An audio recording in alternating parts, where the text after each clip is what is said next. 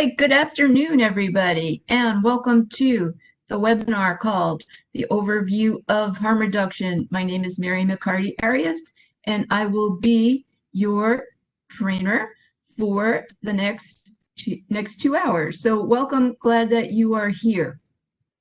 A couple of things before we start. This course is sponsored by the PTTC, the Prevention Technology and Transfer Center. And as some of you know, it is located at Rutgers in the School of Social Work. And I'll tell you later on when I get to my picture about who we work with. I work with the ATTC, and we have a contract with the PTTC, and we're really delighted actually to be here and to do this. So I see that people are starting to write in and tell us who you are. So welcome to everybody. Probably I'll tell you this as we go along, is it's good to open up your chat. You go to the top of the slides because with the chat, I will be asking questions and we'll all give you the opportunity to ask questions as well. So it's interesting too about harm reduction. And what I'll probably ask you to do today is to kind of rent the idea. Some of you may work in harm reduction facilities. Some of you who work or believe in strong abstinence-based recovery, this may be a challenge for some of you. And so if you just kind of rent the idea, but this will be an overview like a Harm Reduction 101. So this is actually pretty cool. I see some of my friends from New York City. We have people from the West Coast, so maybe you're eating breakfast. Welcome. We have people from upstate New York. Actually, we have people from all over. I'm going to say that's really the cool thing about doing webinars for the jobs that we have.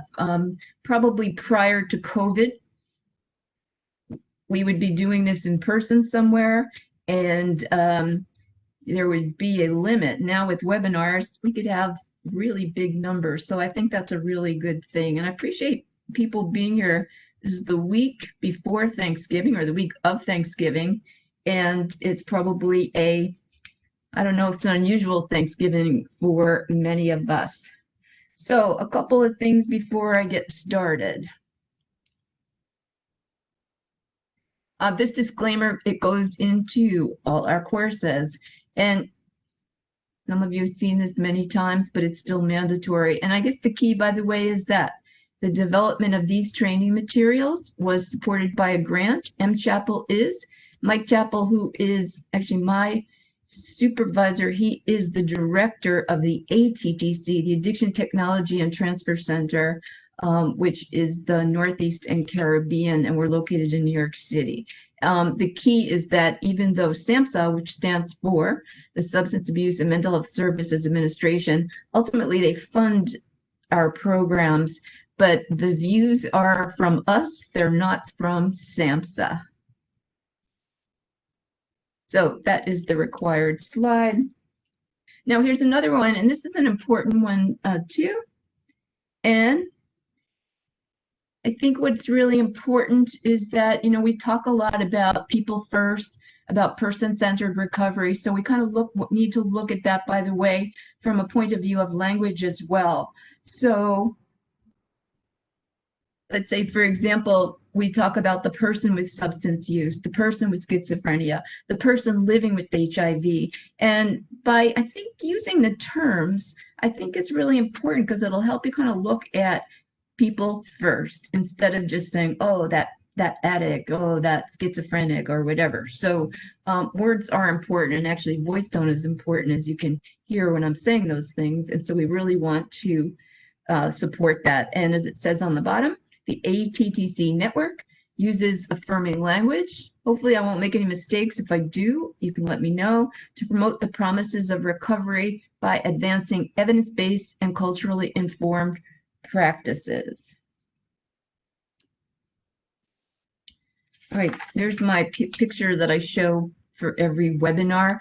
I've been in the field for many years. I'm a vocational rehabilitation counselor by trade. I have not worked in treatment in many years, but I used to work in treatment for people with substance use disorders and also for people with co-occurring disorders. And what I often did was to help people get back to work or find employment that was helpful to them. And we also, the ATTC, which is the Addiction Technology and Transfer Center, that's who I work for. And we are located up in Washington Heights, in Manhattan at 168th Street. We're connected to the New York State Psychiatric Institute. The challenge for a lot of us is that I have not been there in many, many months. So that's who we work for. And I will say that we also have a series of webinars, and that we do webinars every month. There's a couple of us who are trainers. So if you're interested in some of the topics, please stay tuned. I think the good thing is you can go to the ATTC website, or even the PTTC website, and you'll see what programs are being offered throughout the country and or in your particular area. So great. So I see people from all over. So again, welcome. I was fortunate enough to train in St. Croix many years ago. So any invitations, I will go after the pandemic when it's safe. But anyway, so that's the source. So if you want to find out more information, by the way, the Harm Reduction Coalition has some really good trainings as well.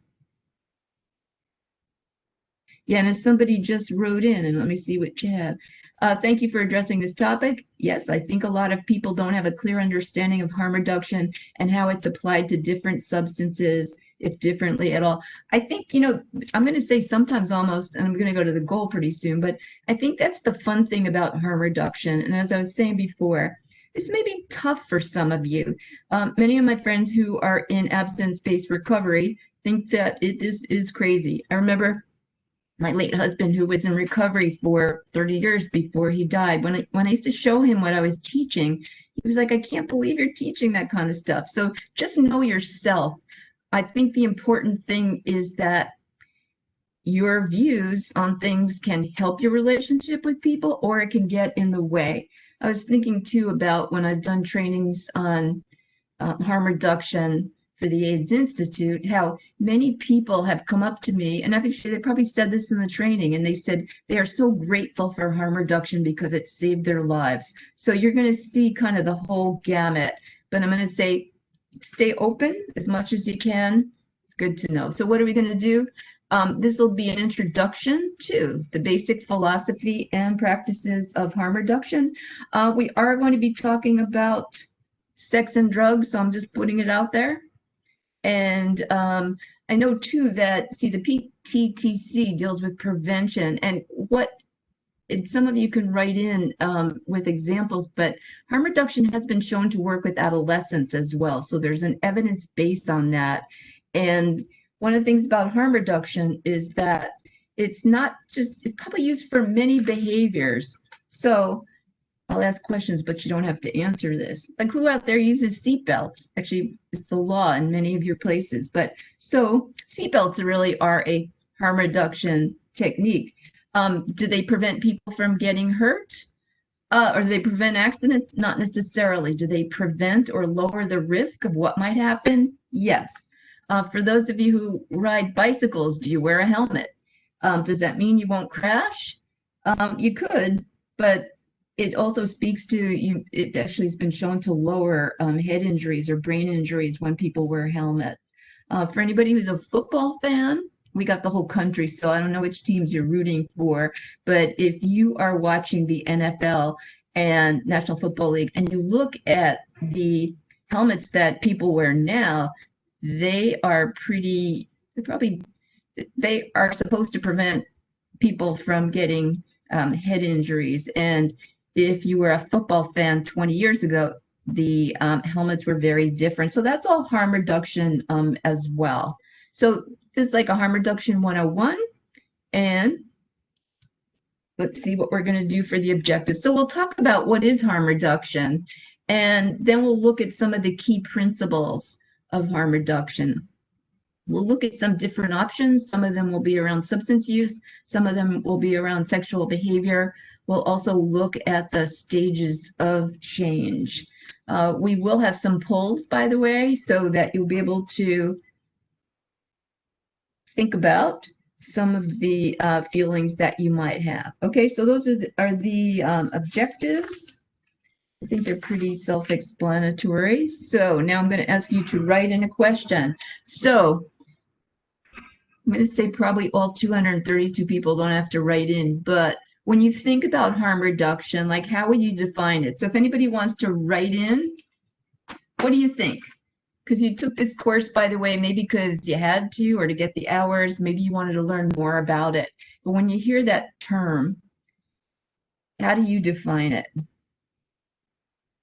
So please, yeah, to facilitate recovery, thank you. Reducing use of drug, thank you. Using less drugs and alcohol, thank you. Lowering the risk. These are all good answers. Learning to recognize triggers. Working on controllable risk factors, thank you. Gradually reducing drug use, reducing the risk of overdose. Yeah, I think these are all really good response. It's not enabling. Yes, you're going to my next slides, but it does lower the risk. And I'll just encourage you to read as people are writing in. Yes, safer injection sites, safer use and safe injection sites. We'll look at that before we finish. So reducing the risk for harm. Yeah, and it's reducing actually the risk of harm of anything, by the way, even though a lot of times we focus on sex and drugs. All right, you can stop actually writing in, and I'll tell you what we've got. This is our working definition, but these are things that you said. Yeah, and actually, before I go on, yeah, meeting people where they're at, which I think is sometimes easier said than done. So it's an important piece. So let's look at, we have a couple of slides on what it is, and then we also have a slide on what it's not, by the way, and somebody already addressed that. So what is it? It's a set of practical strategies to reduce, there's always fancy terms, negative consequences of drug use and sexual risk. I think that's self-explanatory, but I think the key here is that it's practical. Like, what can people really do to lower the risk? It incorporates a variety of strategies, including safer techniques. People mentioned that, managed use and abstinence. And again, meets people where they're at, but it doesn't leave them there. I know when, you know, to teach at NYU, I've taught a lot of trainings, and everybody always says that they want to meet the person where they're at. And sometimes what happens really is that sometimes when somebody tells you where they're at, you really want them, and this is kind of facetious, but you really want them to be where you are. So I think sometimes that's easier said than done. But that's the key is, you know, where are they at? And remember a professor of mine in school used to say, everyone is ready for something. Everyone is ready for something. You just have to figure out and help them figure out what they are ready for. Yeah, and actually, as somebody also wrote, it's also about sometimes reducing the risk for the person and the community as well. So this is the starting definition of what it is. It moves past judgment. And I know if you look at what are some good qualities of a counseling relationship, it's to not judge. So you're not judging the person because they're using a substance or they're having sex or they're doing something you might not do, but it really works to help them change, whatever that is for them. So that's what it is. Here's what it's not. So, oops. It's not like an anything goes, because sometimes people say, oh, harm reduction, that means I can do anything, anytime, wherever I want to. So it's really not an anything goes. And it doesn't encourage, because sometimes people think harm reduction encourages or condones. It doesn't condone or enable drug use. And by the way, it does not exclude abstinence-based treatment as well. So there's often a continuum of where people are. And for some people, they might prefer abstinence. Other people might not be ready for it. So why is there a need? It does reduce stigma, and stigma is often a belief, right? Or the definition of stigma, it's a belief, and it is, I mean, the history of the word stigma had to do with actually being burned or being stamped with a number or a picture. So to reduce the stigma of substance use, and you all know this intellectually, by the way, but when you look at disabilities and actually the hierarchy of disabilities, the disabilities that often are the most stigmatized are substance use, mental health, and HIV. Why people blame you for getting them. They think that, oh, if you just said no, you wouldn't be where you are. But we know that if just say no worked, none of us would have jobs. So it does start to reduce the stigma. It increases trust and improves engagement with clients. I remember people telling me stories about how this is a story where a current counselor told me that when they wanted to get into treatment, they walked into a treatment center and they asked if they could they could talk to somebody. And at the time, they knew they thought they were going to drug treatment, so they decided to drink and drug before they get there. And the person at the desk said, you know what? You come back when you're not so drunk, and then we'll talk. And the person said that they left and they didn't go into treatment for about 4.5 years after that. So that piece was really strong in them avoiding getting into treatment. So we really have to kind of look at that.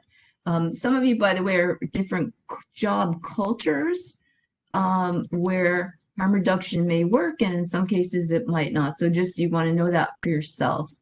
But it does improve individual and community health, and somebody mentioned that before. Okay, so what we're going to do, we're going to attempt to do this, is to do some polls. And what I told Clyde I would do is I am going to read the questions. Oh, wait, you don't have to do them yet, Clyde. Oops, I guess we are doing them.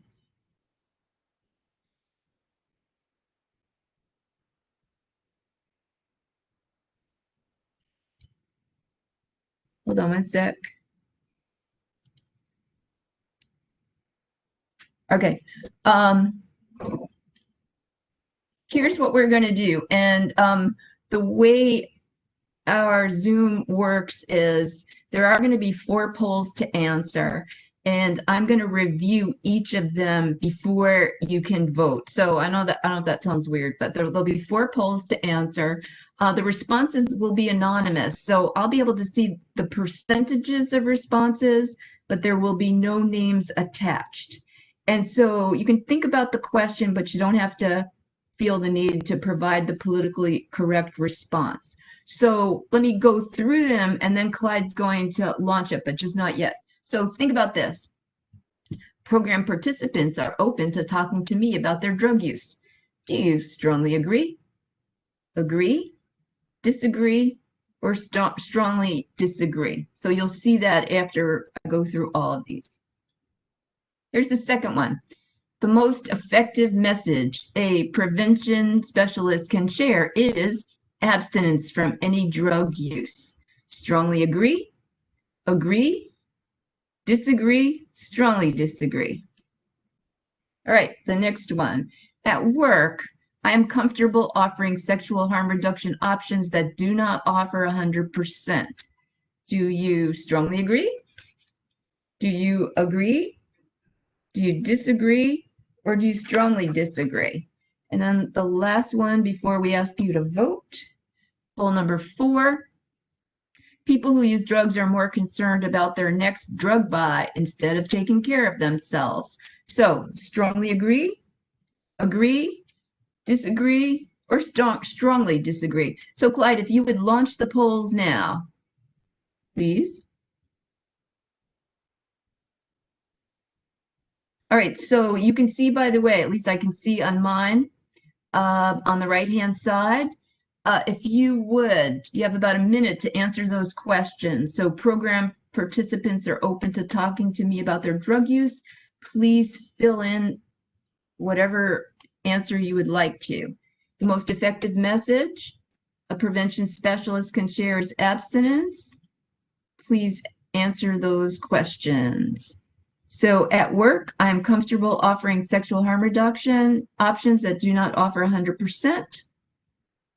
And people who use drugs are more concerned about their next drug buy instead of taking care of themselves. So I think what would be helpful is to answer them. And then I think you put on the bottom submit, and then we'll see what you came up with.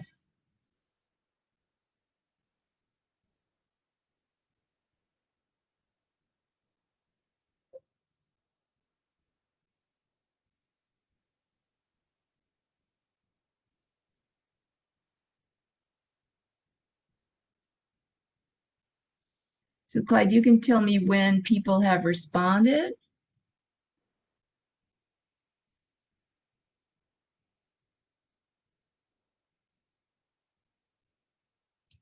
All right, thanks for, got it. Okay, what I'm going to do is I'm going to stay on these and we'll kind of have some discussions about that before I go back to the slides. So that, just looking, I could see actually the number. So again, I don't see your name. So program participants are open to talking to me about their drug use. It seems like 31 out of you strongly agree. 83 out of you agree. Actually, that seems to be most the more common one: disagree and strongly disagree, and a fair amount of people put no answer. I think maybe we did this too quickly. I'm going to say that, and I hope you could still hear me, is that one of the reasons we start to ask that question is because sometimes you want people to feel comfortable talking to you. Now, this again, for prevention programs might be a bit different, and you could let me know that later on. But there is a doctor in New York named Dr. Sharon Stampfleff, and she's a kind of one of the gurus of harm reduction. And what she said was she would often talk to people, and first of all, her voice tone was really calming, and people trusted her. And she would sometimes say to people, rather than saying you should stop using crack cocaine, she'd say, and she was working with people around treatment adherence for HIV. She'd say, you know what, I would prefer that you stopped using crack cocaine, but if you're not going to use it, let's talk about how you can use safely. And she said it so kindly that people could really get it. And so they would tell her things that they wouldn't tell to other people. So I think that's kind of the question behind the question with poll 1. Poll 2, let me see what we've got. The most effective message a prevention specialist can share is abstinence from any drug use. We've got small number. Actually, most people said actually you disagree. So that's kind of a harm reduction use. Many of you probably, we didn't give you enough time to answer. And it's kind of like the question behind the question is for you to kind of really know where you are on that. The third one, at work, I am comfortable offering sexual harm reduction options that do not offer 100% protection. One of the things about talking about actually sex and drugs is they can be real uncomfortable for people.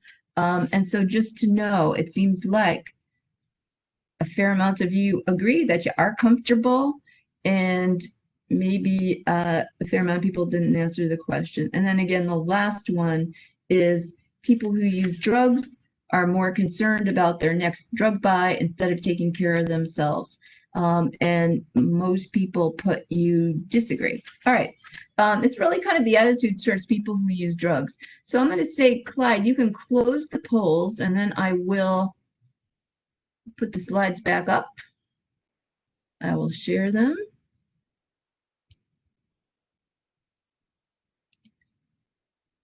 And here we are again. So I'm not sure how that worked for people. It was one of those things we decided to try to use polls because we thought it would be a good opportunity to give you to do something else, actually to do something while you're doing the training. So it looks like also, by the way, that a lot of you put your answers in the chat, and that's cool too. So it was our experiment. Let me just go back to why we asked some of the questions. Yeah, I think we kind of went over this, and I think one of the things too is that if you assess where you are, it's always knowing what's your stuff, when does your stuff help, when does it get in the way. So I appreciate everybody doing that. I'm going to say one of the reasons we were going to try the poll is we would really make it anonymous. And so obviously we can see your answers, and that's okay. Obviously people felt comfortable doing that. So thanks. It was our experiment for the webinar before Thanksgiving. So let me go on. All right. So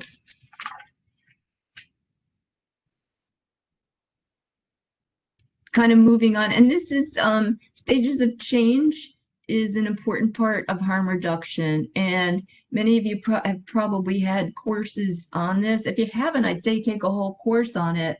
But I think the important thing and the reason it's in harm reduction is that you really want to help people, figure out where they are on the stages of change. So just some of the history, stages of change was done by two doctors, Doctors Prochaska and DiClemente, and they were working on smoking cessation. So actually, I think smoking cessation might be something that, for those of you who are in prevention, you may be working with. And what they found was that when people were going through or kind of looking to give up cigarettes or tobacco, that they went through very specific periods or very specific areas before they kind of really got it. So it was like different stages and I think the good thing is you can kind of take any behavior and put it on stages of change. So just to kind of do this as a quick one, I was just thinking, by the way, if you're at Thanksgiving dinner with your family, it's probably better not to assess their stages of change around food, alcohol, whatever it is.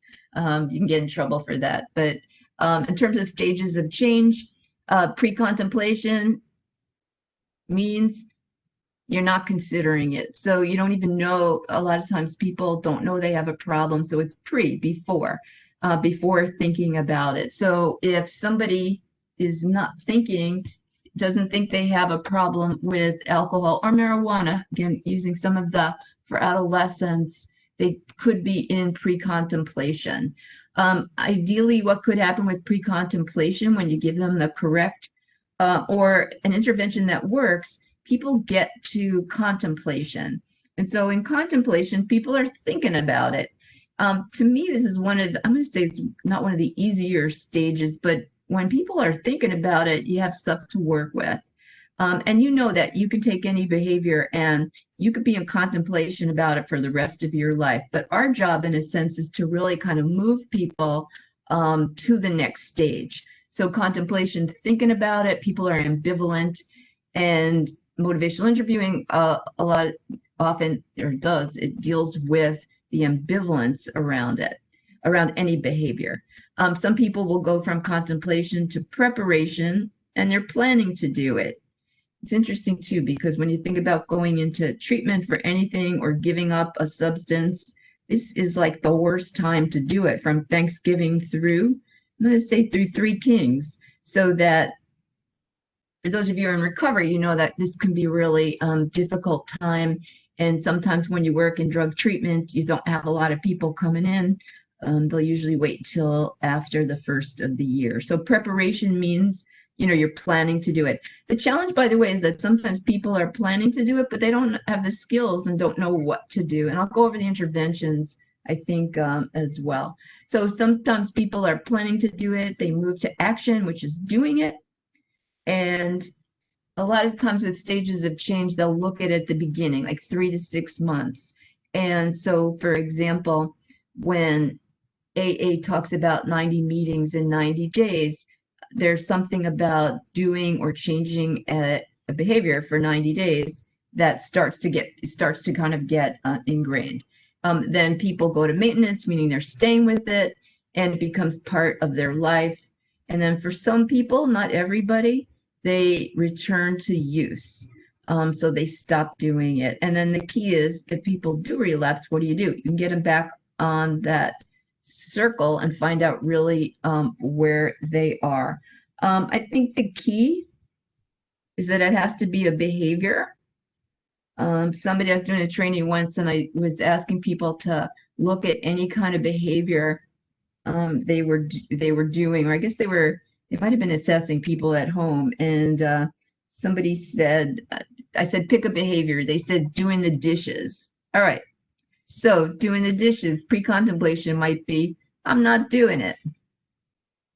If you think this is a weird one, hang with me on this one. Contemplation might be, I'm thinking about doing it, but usually, and actually the key, by the way, is if you want to find out if somebody's in pre-contemplation, if you say to somebody, do you see the need to give up alcohol or to stop smoking or do the dishes? And they say, nope, they're definitely in pre-contemplation. With contemplation, you'll hear the word but. I'm thinking about giving up tobacco, but all my friends are doing it at school. I'm thinking about stopping vaping, but I can't because everybody's doing it and I'm the person who has the vaping equipment. And so thinking about it, and then, as I said, preparation. The whole thing with the dishes might not work so much, but the person actually, they wanted the person not just to do the dishes, they wanted the person to be happy about it. And we were saying is, you don't have to be happy about doing the behavior, but it's important really that it is the behavior. So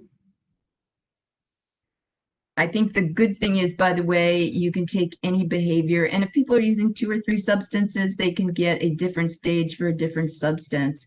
So let's take somebody, an adolescent who's smoking cigarettes. They can be so smoking cigarettes would be one of the behaviors. They could also, if they're vaping marijuana, another behavior. So you could get a different stage of change for each of those behaviors. Got it? So moving right along. If you have any questions, again, feel free to respond or ask. So getting back to kind of the definition or the principles of harm reduction, and what I will do is I'll explain them and then I'll ask you which one you like the best. How's that? So here's some of the principles, and there are 6 of them. So the first one is health and dignity. And Counseling 101, when you look at kind of the core qualities, one of the core qualities I think that's important is to respect somebody regardless of what they've done. And you know that sometimes when people are telling you things they've done, especially in terms of sex or drugs, it may not be something you would do. It may be something you disagree with a lot, but people, can they tell you whether you respect them or not? You bet. So just respecting people regardless of what they've done. The second one is participant-centered. So the participant is the lead person, and it kind of even goes with, I think sometimes with participant involvement, but who's really the expert on the person? They are. So participant-centered, so they're the lead. Participant involvement, one of the things that helps with that is if you have a client advisory board or you have clients on your advisory boards, and then you can get some really good information. For many of our clients, they have not had a voice or a choice, and by giving them that is really a very strong thing to work with. Having suggestion boxes like in the schools, so that the clients or the people that you're working with can feel like they're part of. Self-rule is, as I said, the client is the expert. And you know, we say that in a training, by the way, and that sometimes when we're actually doing it, we don't say that. But again, the client really is the expert. And again, people will change when they are ready. Recognition of inequalities and injustices, you know that not just these days, but probably forever and ever back is that kind of the impact of poverty, class, racism, past traumas, isolation, discrimination. So so that's just to kind of look at that and kind of take that into account, because sometimes what happens is you might think that somebody can change a behavior. I mean, think about, for example, the pandemic. We're told, by the way, wash your hands for 20 seconds. How do you do that if you're homeless and you don't have enough water or you don't have enough soap? So some of the things that we're told to do, not everybody can do. So that again, we could talk about. I think one of the things about harm reduction, which is good, is it does recognize inequalities and injustices, and it takes that into account with behavior change. And then practical and realistic. I don't know if anybody's a cook out there, but I'll speak from the eye. If I were using a cookbook that's really complicated and in the second sentence it starts telling me to do something I don't know how to do, I just stop it and say, I'm going to make something else that I already know. So you want it to be easy to follow, like one of those easy cookbooks. Or it's like when you go on YouTube and they really teach you pretty easily. Some people are really good on YouTube, and if you want to find out, how to use Zoom, how do you make a turkey? There's a lot. Some people are really good, but a lot of times they're practical and realistic. So here's a question I will ask, by the way. If you look at those principles, actually, let's start with the first question will be, which one resonates for you and why? Which one resonates for you? And if you feel like writing in, fine, and if you don't, that's okay too. But as you look at them, health and dignity, participant-centered, participant involvement, participant self-rule, recognition of inequalities and injustices, practical and realistic. So question is, please write in to the chat, which one resonates for you?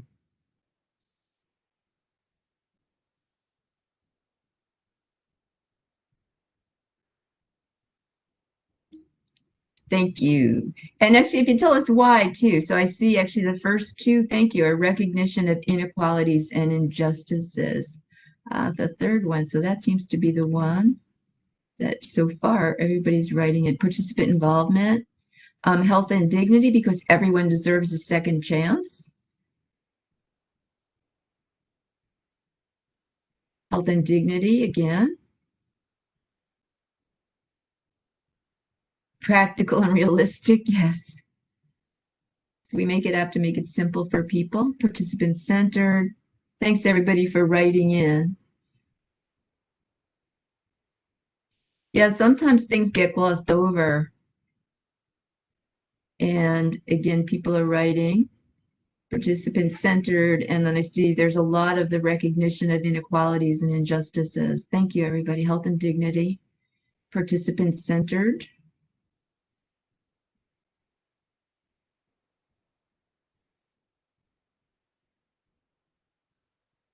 Yeah, and as somebody wrote, health and dignity, if health and dignity are not good, the rest will be a struggle. Yeah, according to Maslow, yes.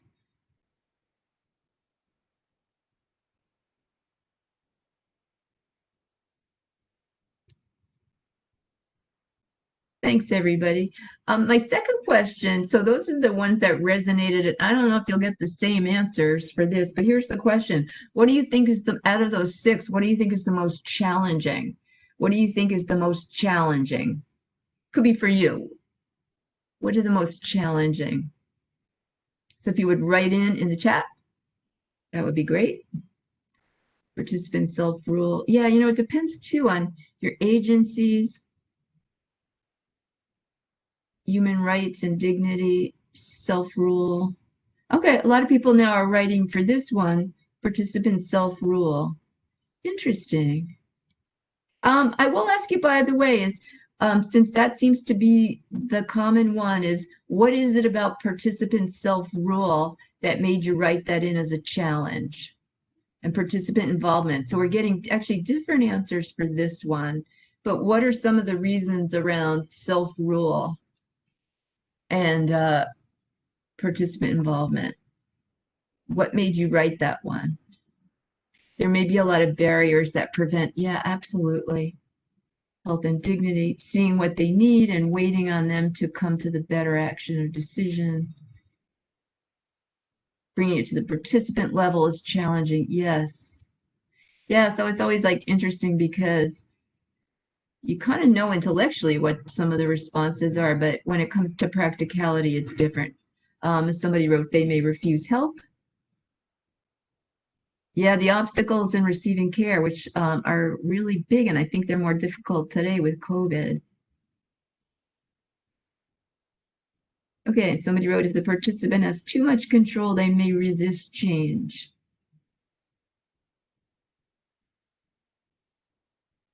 It reminds me, by the way, sometimes if you're doing a group and let's say it's on relapse or substance use, and actually if you have a group of people who are all in pre-contemplation, it doesn't work so well because they will get together and some of actually this is going against like self-rule, but it's something that sometimes doesn't always work.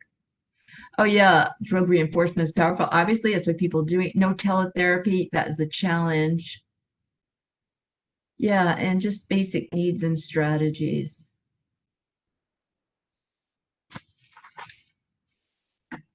Okay, so we'll actually talk a little bit about substance use first. So here's another question.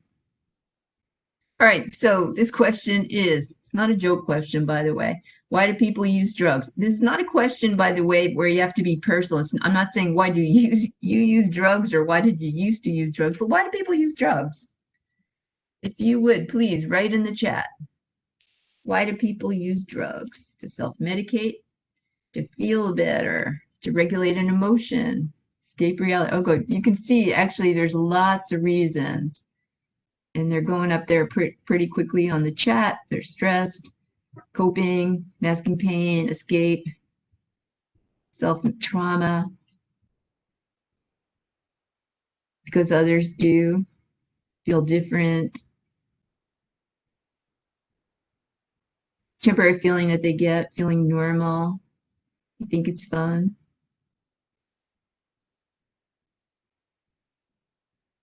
Self-medication, a big one. Experimentation. So as though for again, for those of you in prevention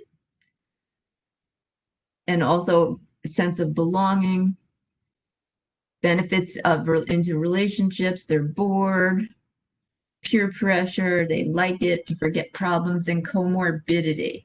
So yeah, people are continuing to struggle with mental health, numb oneself from reality.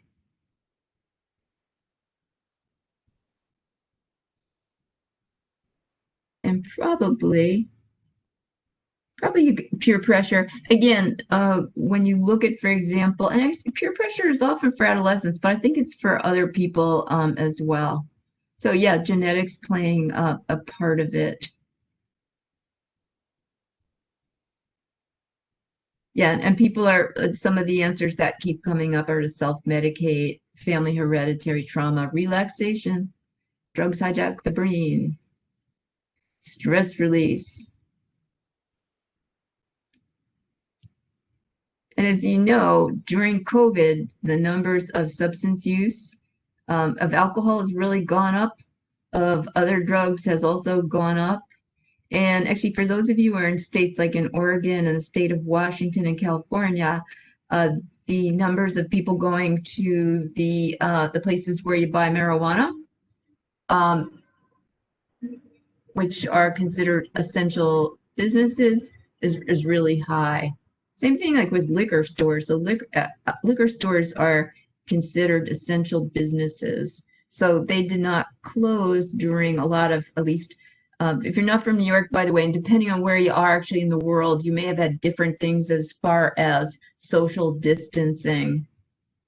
Oh yeah, and you can order it on, actually you can order anything online. So you can get alcohol and you can get lots of other drugs online too. So the key and probably the question behind the question is, people use drugs for a variety of reasons. And again, I'm thinking of the holidays. So I don't know if it's good that Thanksgiving is in some places not going to be as big a party as it usually is, or maybe that's going to make people drink more. I don't know. But people use for a variety of reasons, and they could be, and I could break it down into some of the things you said. They use for biological reasons, they use for psychological reasons, social and spiritual, and again, a lot of those overlap. So let's see what we have. And actually, this is what I just said. And people have different reasons for using substances. So when you look at actually some of the factors surrounding these behaviors, in fact, as from a harm reduction point of view, and I don't know if some of you are out there are working in harm reduction sites, but one of the things that people do is they'll brainstorm with people. Let's look at, if you're smoking cigarettes, let's look at some of the options. What, if you don't want to give it up totally, what can you do?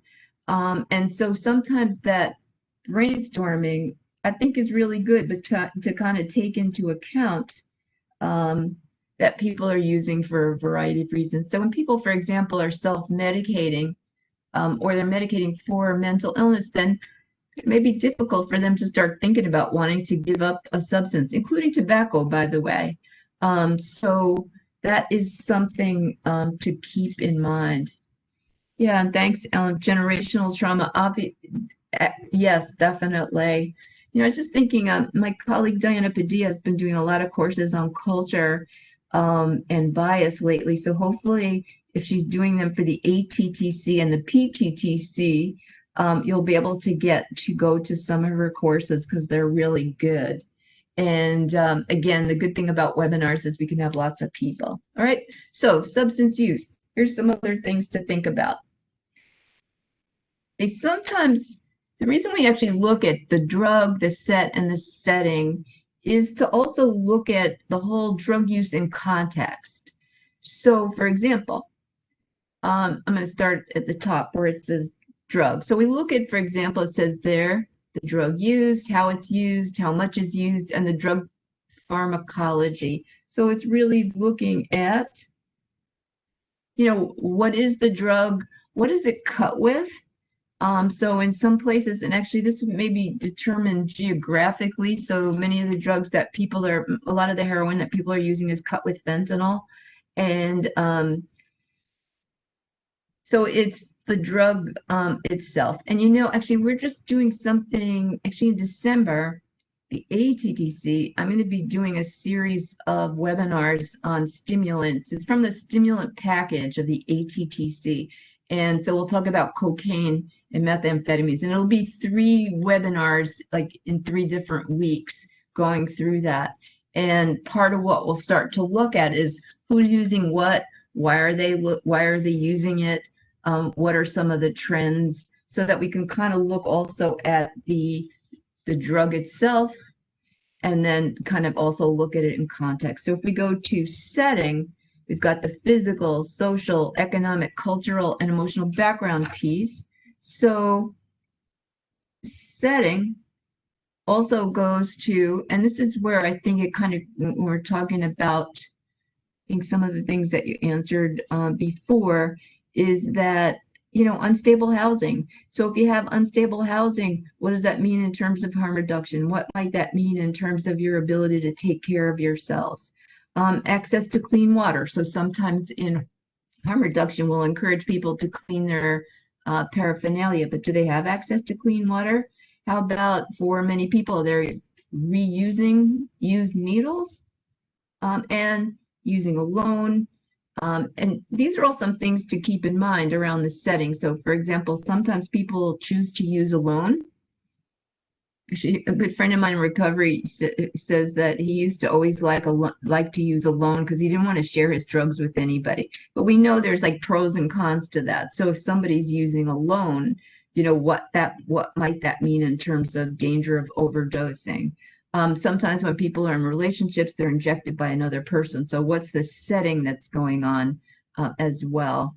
And then also the set, which is about the mindset, the demographics and social characteristics, physical and mental health, interpersonal skills. So what else is going on with the person. So I don't know if, hopefully that makes sense, but it really gets to the context. So it's not always so simple like don't do this or do this, but there's many factors that go into a person's drug use. And that's actually where harm reduction, I think, will come into play. On the next slide, I mean, here's a variety of harm reduction interventions around substance use. And I'll go over them, but I just was taking some notes, by the way, about, actually, we'll start with syringe exchange programs. So syringe exchange programs are places where you bring the needles that you've used, you give them to the person at the site, and they'll give you clean needles. Actually, somebody wrote me something privately. I just want to see what it says. One harm reduction topic I'm looking forward to is gaining input is providing harm reduction supplies to clients. I worked for an agency that does harm reduction that provides clients with bubble packs. Yep. There's a policy to provide these supplies once a week. Is this beneficial for client goals to reduce? And when is the client ready?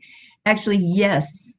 What she just said is an important piece, so that if, for example, there are like safer injection kits, there are safer crack cocaine kits. So actually, yes, being able to give people something is helpful. And yes, I think it's good. The challenge, by the way, is, we could say, okay, buy condoms, do this. People don't always have the money to do that or the access. So yes, that is really an important piece about really working with people where they are and providing them with access. So yeah, that would go under this, on this slide as well. Yeah, and different deterra bags for prescription drug harm reduction. So there's a whole variety of things that people are using. So I appreciate people writing in. For those of you who are in the state of Washington, actually syringe exchange programs were started in the late 1980s in Tacoma, Washington.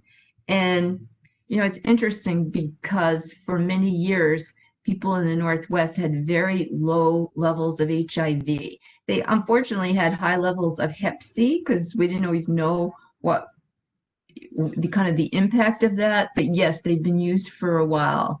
And actually, yes, using syringe disposal programs, those are all parts of harm reduction. And, the key is, by the way, when you do offer these things, it takes away, again, the stigma of it and provides people access to what they might use. So syringe exchange programs, SEPs, they're called, and it's sometimes helpful to know at your site where they are. This may vary according to some of the states where you are. They have been shown to work. There's a lot of evidence, by the way. Now, if you're thinking, why would I want to do that? Why would I encourage people to use drugs? Then you'll know where you are in terms of harm reduction, by the way, that you might not be too close to it, but you might want to be thinking about you are reducing the risk of HIV. You may be reducing the risk of just other health things. I was thinking there was my sister's a nurse in Seattle, and they were one of the first places to have some of their shelters, or I think it's one of the shelters, they had what they called wet houses, so that you could drink there. Now everybody's like saying, why would you want to let people drink? But obviously people are going to be drinking anyway. And you can get this on YouTube, by the way, because I was listening to people talk about how helpful it was for them to be in one of these, quote, wet houses. And what they said was that this man was talking about, he said, when I was able to drink in this house, I could keep track of how much I was drinking. I drank in a much safer way than if I were drinking on the street. So I would say go to YouTube and find out some of that. But there's other ways I think that people are looking at. And actually, my sister, as I said, she's a nurse and used to work in the ER in downtown Seattle. And they found that when there were, quote, wet houses, they had less people from those houses showing up in the ER. So from a health point of view, it's also helpful too. So syringe exchange programs, they work. Expanded syringe access program. That means that you can go into a pharmacy and buy syringes. And, I always encourage people, go to your local pharmacy. If you go to CVS or whatever place you go to, and, find out about that. So usually what some of the rules are is that, oh yeah, Narcan too. Yes, definitely, definitely, definitely, and safer injection information. Yeah, I may get to that at the bottom, but I think that's important as you're saying it. So I think what it speaks to is that there's so many different kinds of things to do. So these are just some of them, but I appreciate again people writing in what you're doing. Going back to buying syringes in a pharmacy. They have to be behind the pharmacy, by the way, so they won't be like in the front of CVS or, like I said, whichever Walgreens. And they are supposed to be, by the way, they're supposed to not ask you your name. I think you're supposed to be at least 18 years of age to get them. So if you're in high school and prevention programs, that may not be something that you could do or want to do. I think schools also bring up different kind of rules about harm reduction. So just know kind of what the rules are. But that has worked well for some people. I remember going to CVS and asking the pharmacist, about what they were doing, how much they cost. And she said she was pretty cool with it. And she said the only thing was at first, when people would come to buy syringes, that they'd go straight into the bathroom next to where the pharmacy was at CVS. And she was afraid that when they put the needles into the garbage pail, that the employees would get needle sticks. So she just put a sharps container in there. And I think people also get nervous about police being around there, but they've been working. They've been working as well. Since people are writing this in, I'm going to actually go to what you're saying. Actually, giving safer injection information is also really important. And, there's a lot of things like, I don't know about you. Well, I'm not a nurse, but if you went to nursing school, right, they teach you how to inject. For a lot of people, they had to learn on the street. And so, as I've often asked a lot of my friends, how did you learn? And they usually had somebody who taught them. But there's a lot of things that people don't know. And so if you Google that, I know the AIDS Institute in New York has a whole list of things. And it's, for example, like, where's the best place to inject? And so, for example, I knew people, when I worked in treatment, a lot of people would say like their favorite places were to like inject in their neck or their penis or different parts of their body. And those were actually places that were more dangerous to inject. So I think it's important to kind of help people. Also, people sometimes inject in their ankles because then people can't see the track marks. But it takes long for the drug to go from your ankle to your heart to your brain, or I guess it goes to your heart, to your lungs, to your heart, and to your brain. And that sometimes people will overdose because they think they got bad stuff or it's not working. So I'm reading what people are saying. Thank you. In addition to having a syringe exchange program, we also provide education and information. Yeah, on naloxone kits, very, very important. Safer injection supplies. You're doing HIV and Hep C testing, MAT, medication-assisted treatment. Yeah, and actually having all those, and again, thank you so much for writing those in, because those are a lot of the options, and you want to go with options, and people can figure out for themselves what works for them. So let's see. My friends in Binghamton are writing too, and I know that I had a problem with heroin like since I started training there way back. Deterra prescription deactivation bags and prescription lock boxes from the Finger Lakes Prevention Resource Center. So all free. Some people who inject have a person that they call the doctor who is helping them with injecting in lieu of sharing drugs. Yeah, it's almost like a safer injection person. Yeah, fentanyl test strips is another thing that is important as well. It's interesting because what people have told me kind of on the street is they may use the fentanyl test strips because they really want to make sure they're getting fentanyl. But again, they're making the decision about what they do. So those are all, again, harm reductions around substance use. So thanks again, everybody, for writing those in. The third one, by the way, cleaning injection drug equipment. I don't know if people do that so much anymore. Kind of in the old days, we used to teach people how to clean their equipment. Although traditionally people used to keep their equipment clean, by the way, like in the 1950s, I've been told. I was not there yet. So that is important. Some of you are talking about giving people information like syringes, like how do people know which kind of needle to go? Do you want a thin one? Do you want a thicker one? And again, injection sites, where on the body is it safe to inject and where is not? If some of you, if you're hearing this for the first time and it's making you cringe, I would just say kind of go with it. But again, it kind of goes to what's harm reduction? How are we going to help people feel better or reduce? I don't like to use the word reduce the harm. It's like when you Google a definition and it's of harm reduction and it says reduce the harm. That's exactly what we know already. But again, how do you help people safely? Makes sense? So there's a whole variety of things that you can do. And people have written in a lot of things. I know many of the people who I've been working with are actually doing trainings on how to use Narcan and also making sure that the people who get Narcan are people who might want to use it.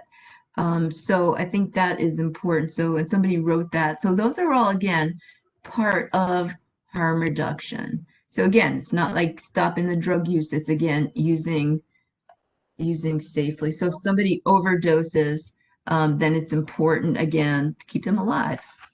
I think the interesting thing is some of you have found out that is if you give somebody Narcan after they've overdosed, usually they're really kind of very angry when they come to, because they'll think that you ruined their high and their drug. So don't take that personally. And it's kind of part of the process. Yeah, and actually going back to even harm reduction, when people are using alone, sometimes it's helpful to let people know that they are going to be using alone and also let them tell you where their Narcan is. Let's see. Somebody, aren't we all on mute? Yes, I think you are, by the way. You can all do the chat and open up Zoom. Usually you can unmute people. WebEx, we usually can't. So these are just some things around substances. Now,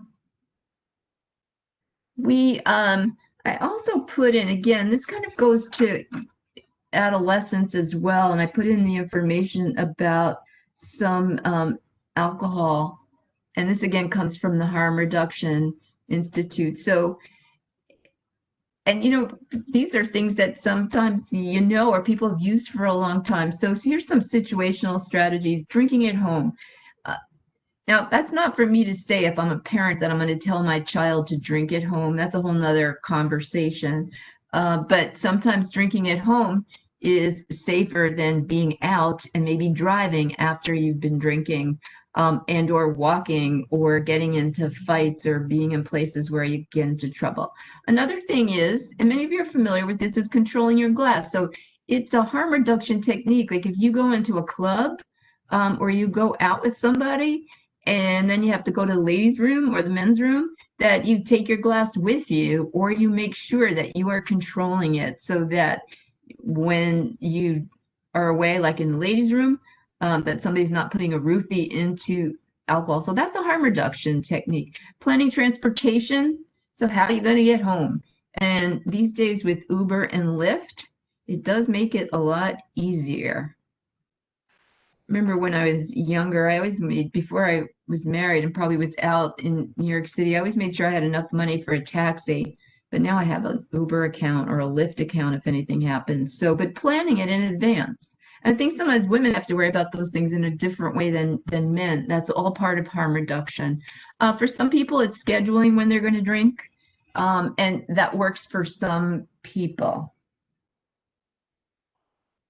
Another thing people do also, and you can use this, by the way, with other substances. Sometimes people will have abstinence days, and I remembered somebody told me, actually, this was kind of an interesting one. The goal for the person, they ate at Popeyes every day, and so their goal was only to eat at Popeyes 4 days a week. Now, Popeyes, that's good, tastes good, but maybe not the healthiest. So what they did was they lowered the amount of days that they went to Popeyes. So I guess you could call those abstinence days. So sometimes people are figuring out for themselves if there's 7 days in a week, which days would it be easy to not drink? Which days might it be more difficult? Yeah, and as somebody wrote in, the other issues that youth are ordering alcohol and drinking at home. Yes. Again, it's some of the challenges with being able to order stuff from Amazon and get it at home. So it provides different challenges. Another thing is eating first and staying hydrated. So if somebody is going to drink, it's better that they eat first. You know that if somebody drinks on an empty stomach, they'll feel the effects of it. Now, for some people, they prefer bar-only drinking, but as a friend of mine in recovery always said that he never wanted to go to a bar because he thought it was terrible that you had to pay $15 for a drink when you could just go to the liquor store and buy like a whole bottle. So for some people, it's like a control thing. Charting the drink, and it's like a contingency management thing you could look at, and just scheduling.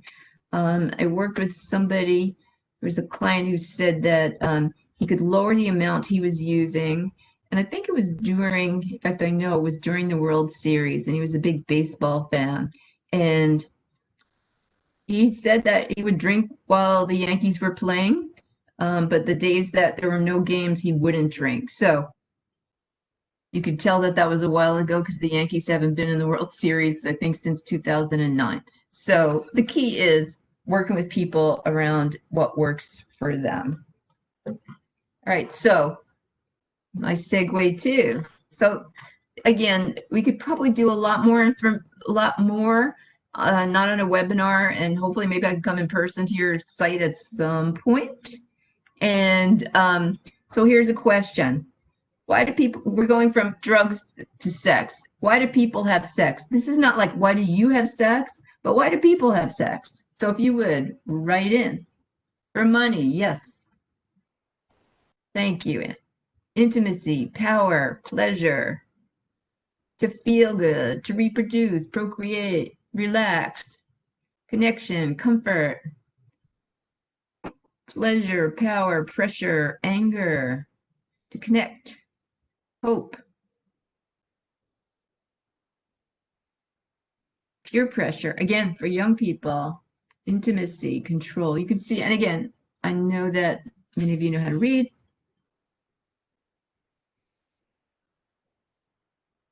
So you can see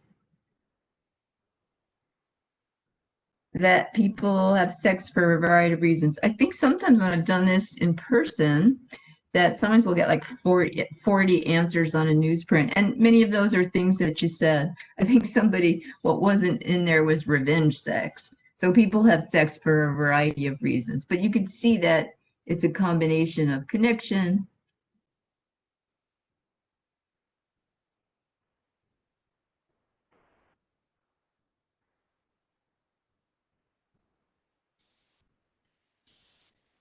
and money and love. So there's a variety of reasons. Let me just respond to a person who wrote about alcohol control strategies.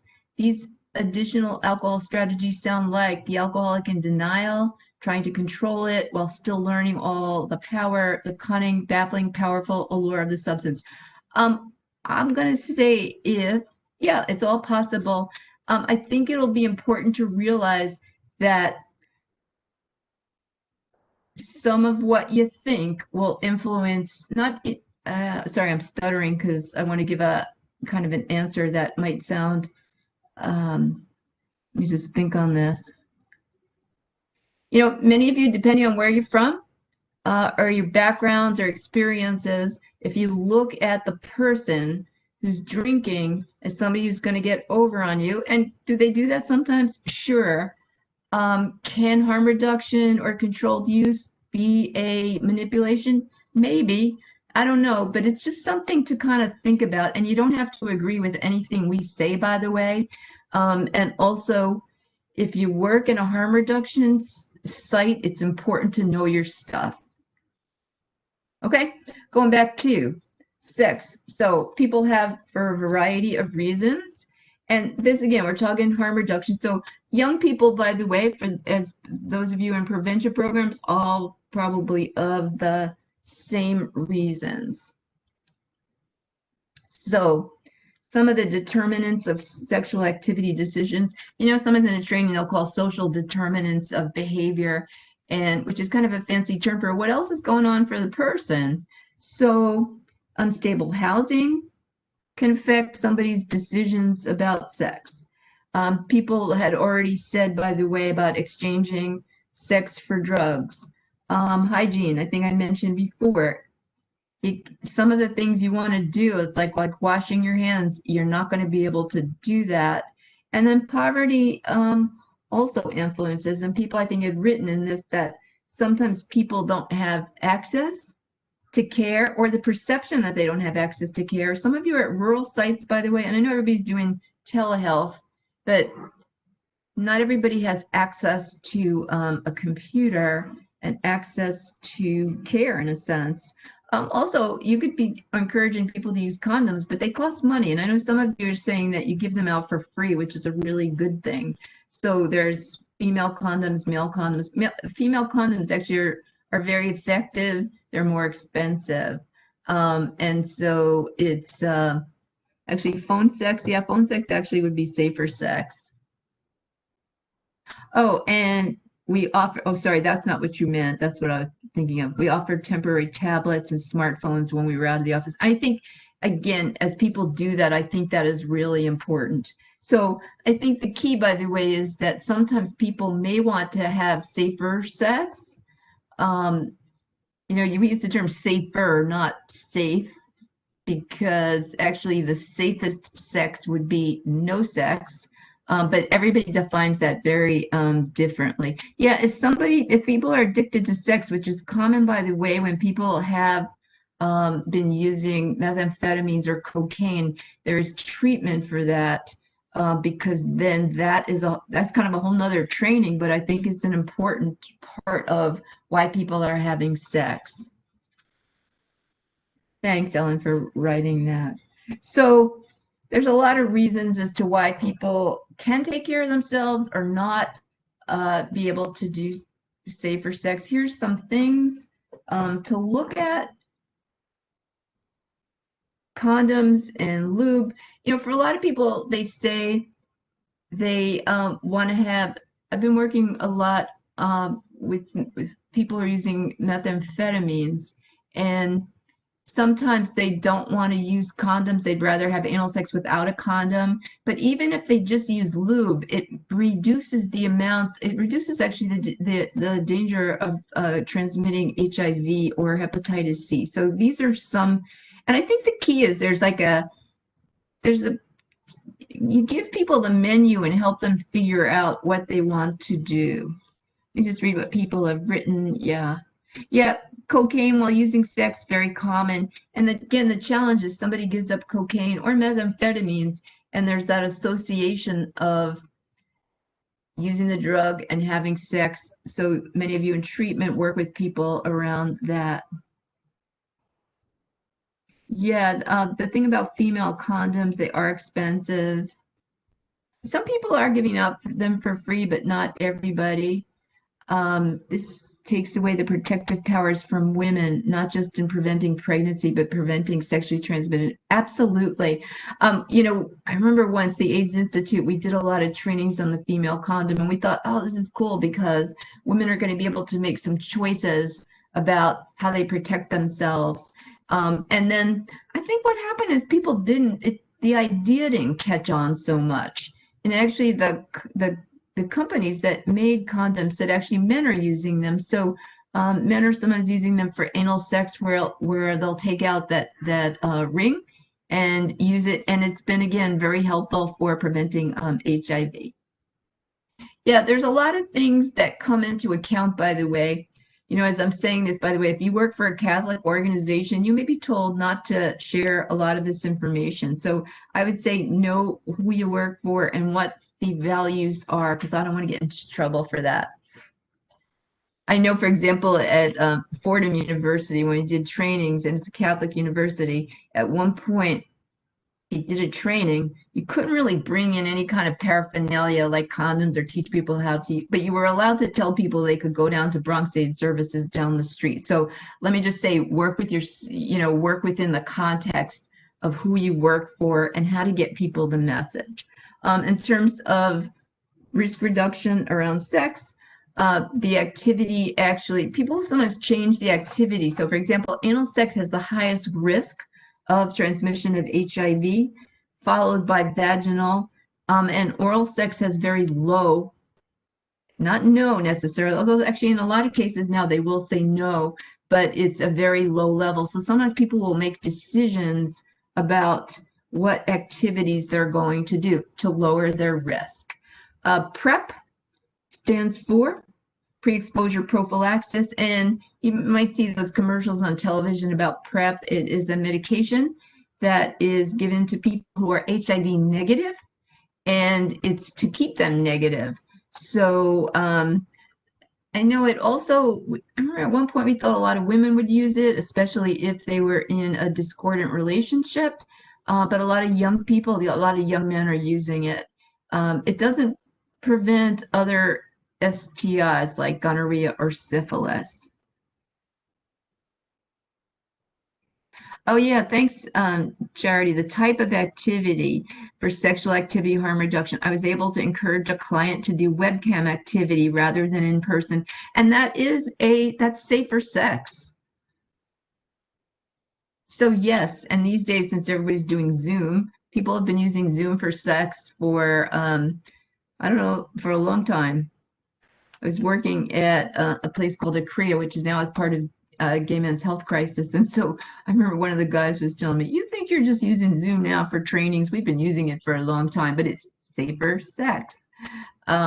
Testing around HIV, or any kind of testing. And then during COVID, I'm not sure, I think that the AIDS Institute gave out something about if you're kissing somebody, keep the mask on, but you may have heard of other things that are going on. So again, this is just kind of going through some of these different activities for drugs and sex. And again, if you want me to go back and do a further training and talk about these in greater detail, I would be glad to. As people have questions, and I appreciate, again, people are writing in. And because the next question I'm going to ask, and this is, since it's the PTTC, the Prevention Technology and Transfer Center, I'm going to ask you if you are in prevention. So we just looked at what's harm reduction. You kind of looked at your own stuff and feelings about harm reduction, or at least as a start, and then looked at some specifics around sex, drugs and sex. So what would help me, by the way, is for those of you in prevention programs, is how can you use this information? How can you use this information? So if you would just write in, and you could also put in actually any kind of questions that you have.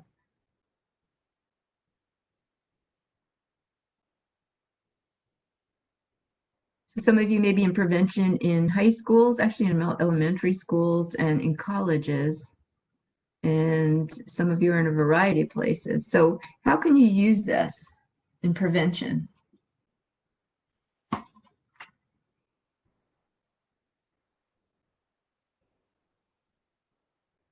So if you would just write in, that would be great.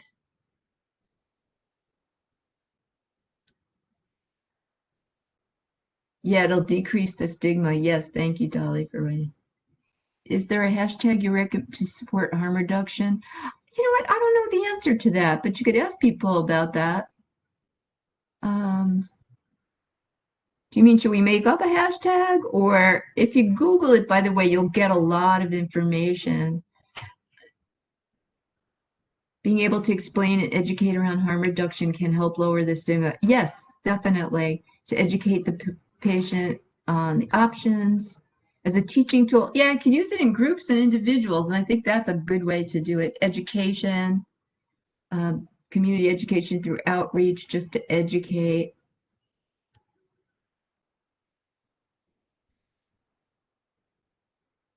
Good information to provide to anyone from teenagers to young adults, patients, and now people over 50. Yeah, we could do, a whole course on actually HIV for people over the age of 50, because HIV actually nationally is turned into actually a disease of older, like the graying of it, although new infections are of young people between the ages of 25. So that's why if you're doing any kind of work in colleges or in high school, that's where the new infections are.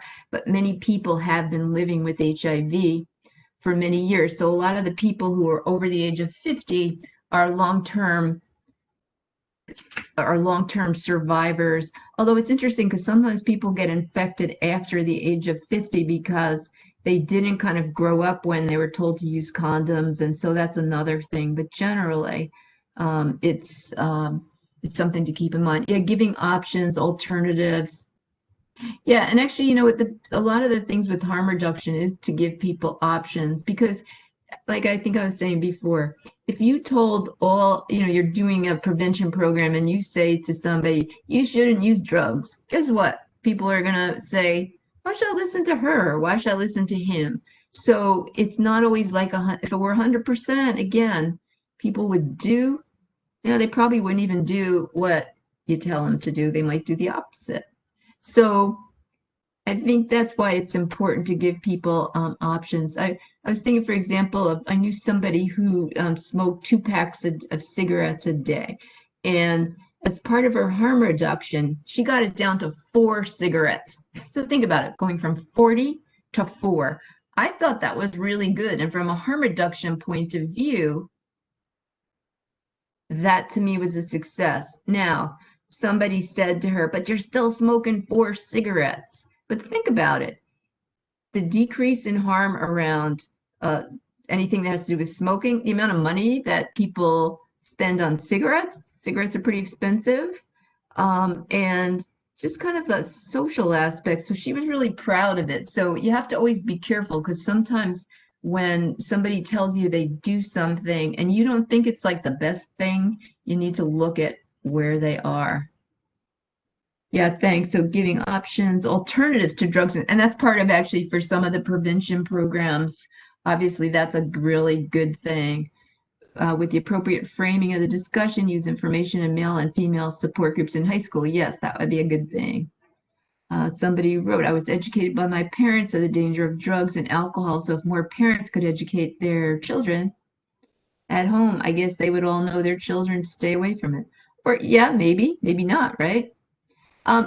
In an ideal world, people would get a lot of the information that we teach at home, but that doesn't always happen. And sometimes people do the opposite of what their parents tell them to do. Yes, Carmen wrote, however, females who are in new relationships might have unprotected sex because they are no longer getting pregnant. Yes, or are in monogamous relationships.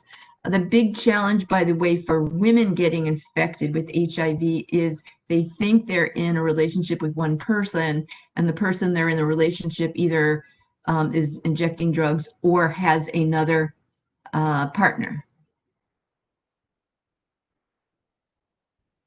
Yeah, maybe, and again, you can agree or disagree with me when I say about parents telling. I think one of the things to look at is, how comfortable are people, let's say at home, talking about things.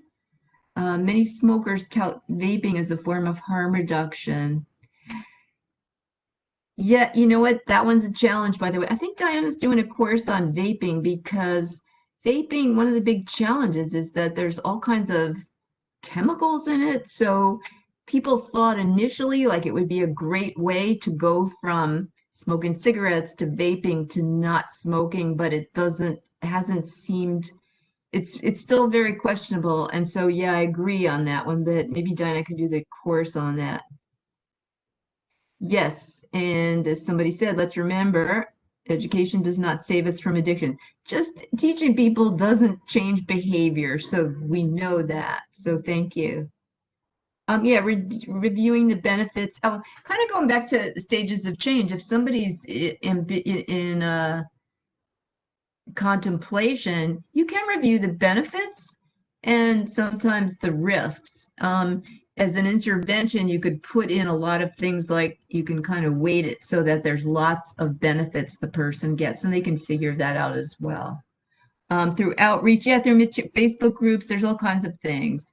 There's so many great approaches to harm reduction. There's not, yeah, and that's, thanks, Judy, for saying there's not one size fits all. So information provides options, and we want to provide options, and we want people to keep coming back, because sometimes if you tell people they have to do something and it's like very black and white, they don't come back, and that's not helpful.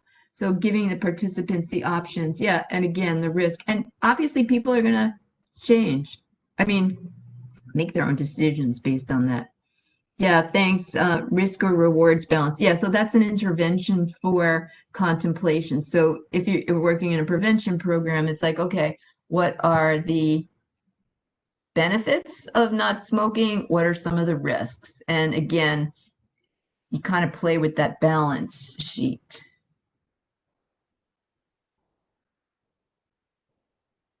Good. Other questions? Be an ally with the participants. And that's what it kind of goes to, when we start at the beginning of not judging the person, and being an ally, working with them. And actually when you're an ally with them, then they'll tell you what they're doing and then you can work on it. Thanks. These are all good things. So I'm hopeful that, again, that some of this was helpful. Again, it was kind of an intro to harm reduction. So other questions that I can answer.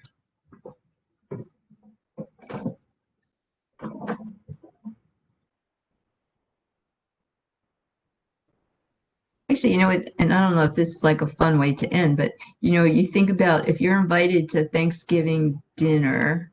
Oh, this is my own harm reduction. I happen to like desserts. So if I go to a place and I know there's going to be 4 desserts, here's my harm reduction. I know I'm going to pick out the best dessert out of the 4. This is my plan, and eat 1 dessert, and that will prevent me from eating 4 desserts. So sometimes this can be used, and actually it's been used for eating disorders as well. So so if you look at your plan for Thanksgiving, see if maybe you are using harm reduction. So I think it's important to kind of figure that out, or think for yourselves. Think for yourselves, what are things you do to reduce harm in a variety of things? Yeah, that's what yes, Weight Watchers uses that. Actually, I am a lifetime member, so they practice what are we gonna eat? Yeah, so this kind of makes it concrete also. So if it's a food thing, you can decide to eat smaller portions. Yep. And that's one way. And I think people have to figure out what works for them. So if you say, I'm going to eat all 4 and I'll eat a small portion, then you do that and you see if it works. And then if it doesn't, you figure out next time you might have to figure that out. Yeah, these are risk and protective factors.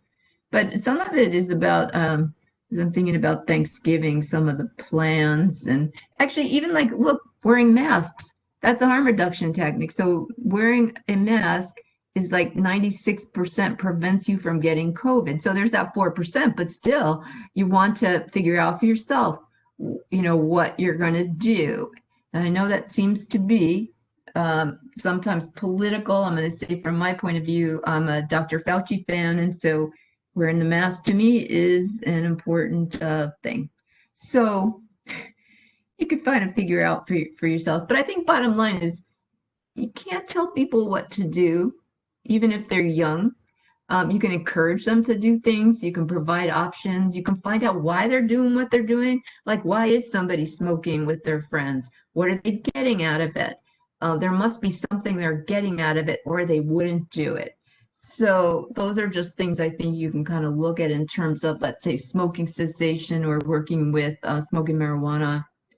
And yeah, for actually somebody wrote, you can't you mean you can't tell older mature folks what to do? Absolutely. I think it's the same thing. You know what? And maybe I could start to kind of end with this. If you look at any time you've changed a behavior and somebody told you what to do and they were demanded that you change the behavior, did you do it? Maybe you did. So for some of you who are in the criminal justice system, you may have a little bit more leverage because people have a choice. Do I use substances? Do I not use substances? Or do I go to jail? But anytime people are told, ordered, you demand, um, people tend to have this idea of doing the opposite.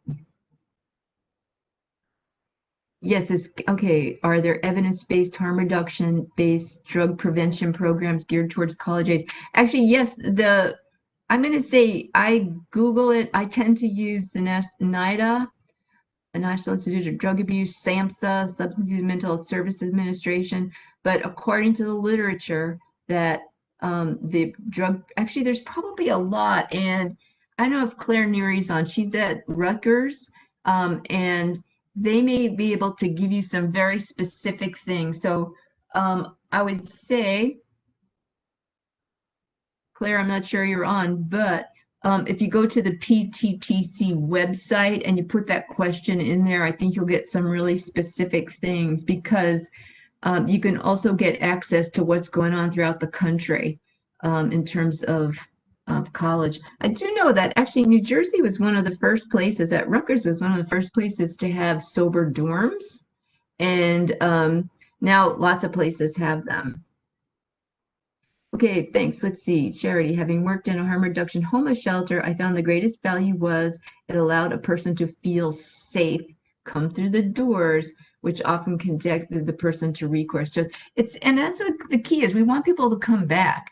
So it kind of goes, if we went to the beginning piece about being non-judgmental, not giving people respect, that's what gets people to come back. And you know what? It kind of goes back. Some of you have been on my course on trauma-informed care.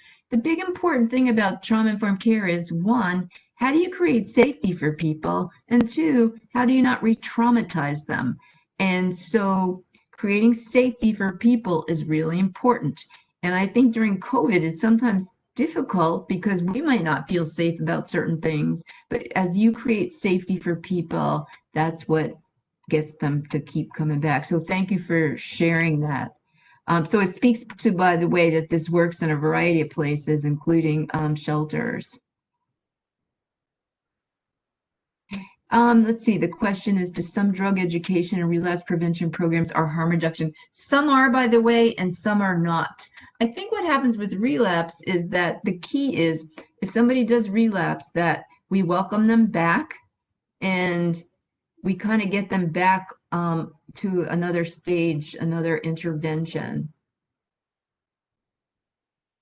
And, you know, sometimes we'll say that relapse is part of the process. It doesn't have to be, but for many people it is. To reflect on high-risk situations. You know, those are all good things, by the way. For those of you who are doing relapse prevention groups, I'm sure you have a lot to work with, like how are you going to get through Thanksgiving dinner?